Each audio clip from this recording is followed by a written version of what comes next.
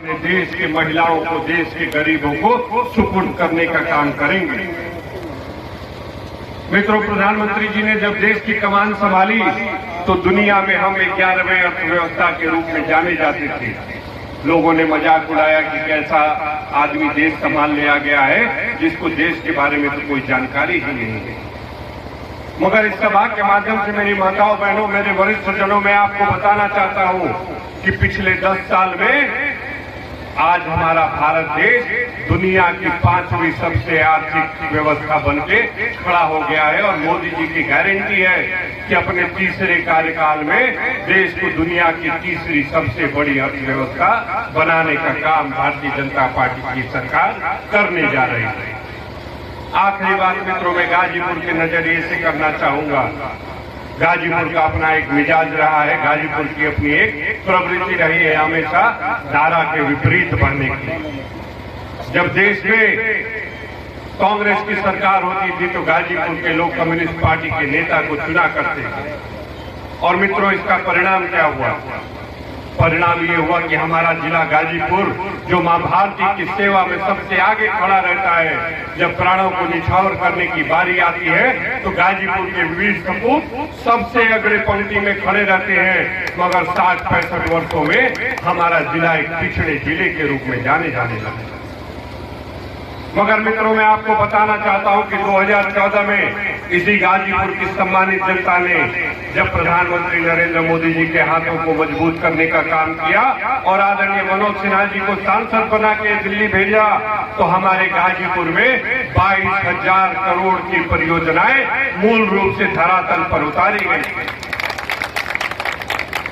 मैं आप सबसे बड़ी विनम्रतापूर्वक विनती बस एकमात्र ये करने आया हूं कि आप सब प्रबुद्ध हैं, वरिष्ठ हैं, मेरी माताएं बहनें यहाँ बैठी हैं।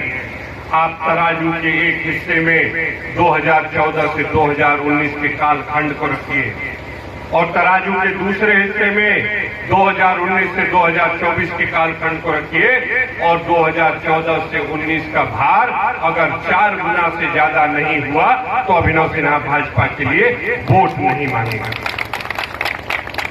मेरे वरिष्ठ जनों, मेरी माताओं, बहनों, मेरे युवा साथियों, ये बातें मैं क्यों कर रहा हूं बस इसलिए क्योंकि हमारा देश पिछले 10 वर्षों में विकास की नई गाथा लिखा है।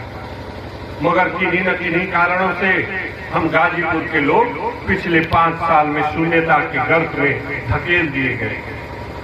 जब देश में विकास की गंगा बह रही थी, हम गाजीपुर के लोगों ने विकास का स्वाद भी नहीं चखा पिछले 5 सालों में।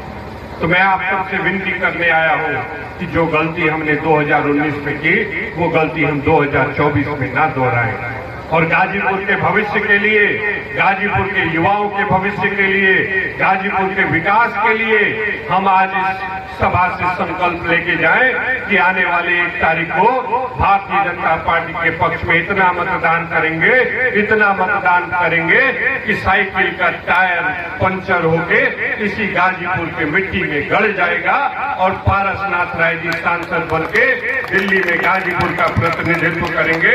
और आखिरी बात मित्रों, मैं आपसे बस यही कहूंगा, ये बात सच है कि मैं आदरणीय मनोज सिन्हा जी का बेटा हूं, मगर उससे बड़ी पहचान मेरी अगर कोई है तो वो ये है कि मैं गाजीपुर के धरती का एक बेटा हूं और मैं दृढ़ संकल्प लेकर निकला हूं कि गाजीपुर में विकास के नए मानदंड को स्थापित करके रहूंगा। और आपको भरोसा दिलाता हूं, अगर 4 जून को आपने आदरणीय पारसनाथ राय जी को सांसद बना के दिल्ली भेजा तो उनके प्रतिनिधि के रूप में आपका बेटा, आपका भाई अभिनव सिन्हा आपके हर सुख दुख में, आपके हर विकास कार्यों में आपके साथ कंधे से कंधा मिलाकर दिन रात खड़ा रहेगा, शिकायत का कोई मौका नहीं देगा।